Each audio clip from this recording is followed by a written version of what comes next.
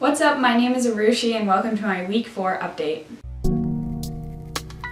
So if you don't know, I have been writing a book through the program of Camp NaNoWriMo, which is a subset of NaNoWriMo, which is National Novel Writing Month. It usually takes place in November, but they have little things throughout the year, so I've been writing in the month of July.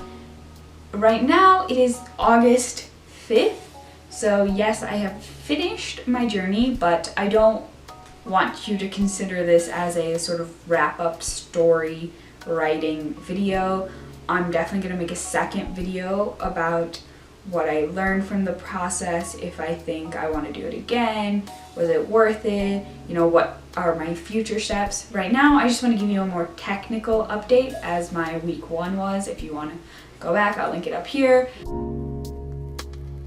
Update as of week 4, July 31st, whatever you want to call it.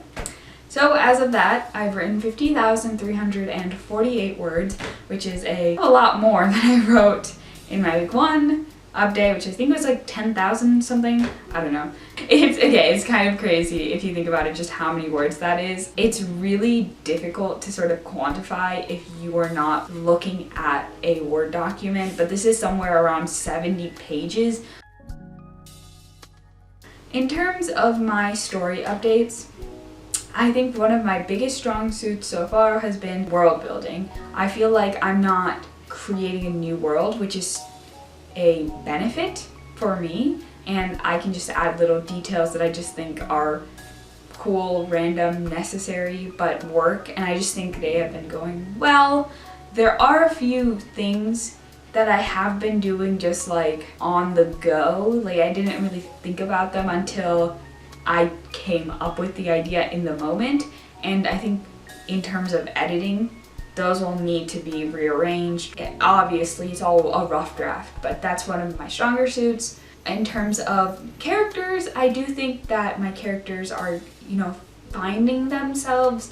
This story feels like it is both very plot driven, but it's also character driven. The characters could be a little bit better, improved. There is one scene that like Kozan and Audra have where they're just talking about their next steps, solving the mystery, and let's just say Kozan makes some Sherlock level leaps of logic that don't make sense for his character, and that's just one example of little things, big things that I need to change up, so.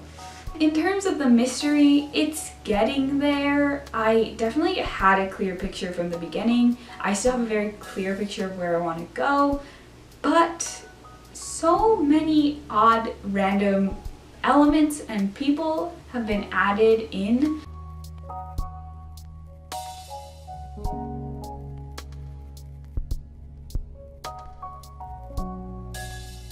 Definitely need to write way more than I have. Just re-edit some things. I think it's going well, if I'm being honest.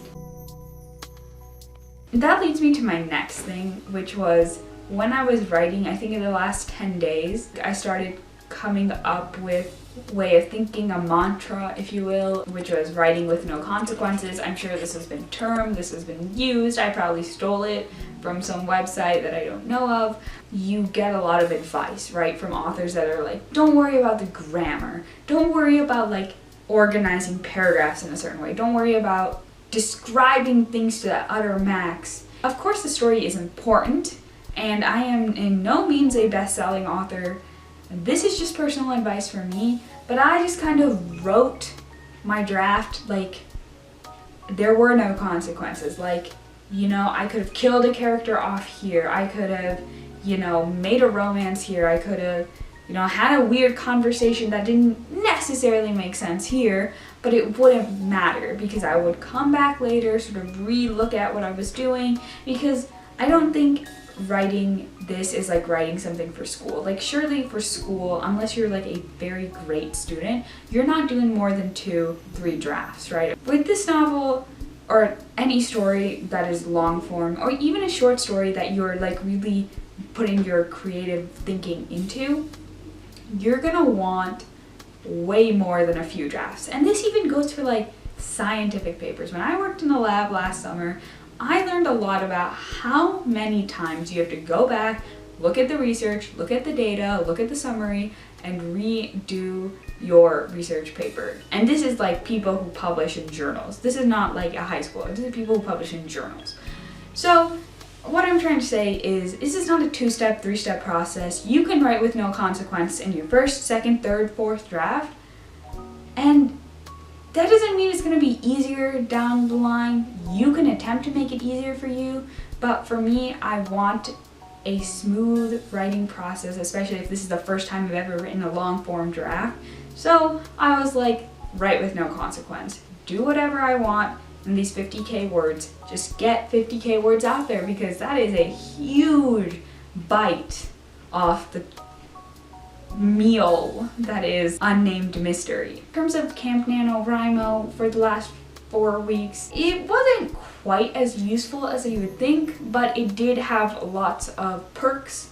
When you finish your goal, you do get some cool like discounts that are like meaningful discounts. They're not just 5% off here. And they're all for like writing oriented things, which is like fine, I guess. I really enjoyed those 4 weeks, and I will definitely come back with my final wrap up look back on the process of Camp NaNoWriMo. But for now, thanks for watching. Hope you liked, enjoyed, subscribed, commented, do whatever you want to do, and have a great day.